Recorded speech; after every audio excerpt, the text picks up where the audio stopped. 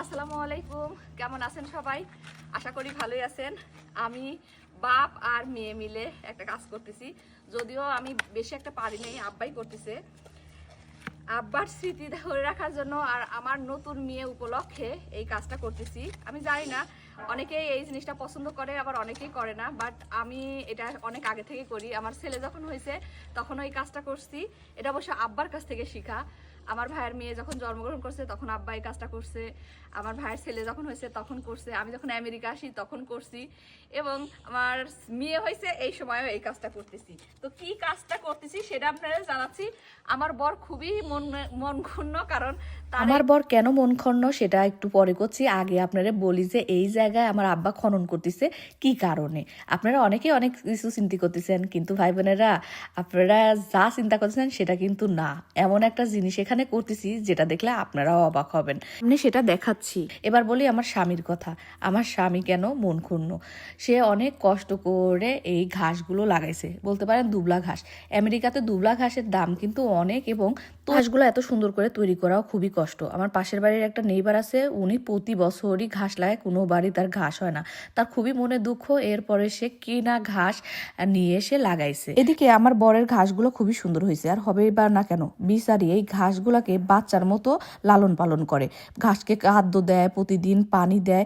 সেই ঘাসটা আমি এইভাবে কেটে ফেলছি, কেটে ফেলে আমার পছন্দের জিনিসটা করতেছি। শ্বশুরের সামনে বিচারি কিছু কইতেও পারতেছে না, সইতেও পারতেছে না, মাত্র একটা কথাই বললো। পলি বিজনেস শপ আপনাদের জন্য নিয়ে আসছে মাখন বডি ক্রিম কিম কট থাই।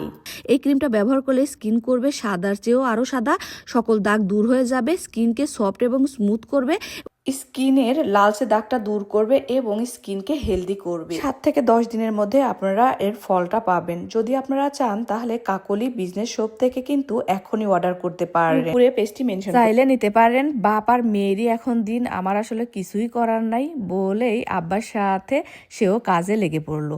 কি শাকিলা ছোটকাল থেকে এই জিনিসটা দেখে আসছে।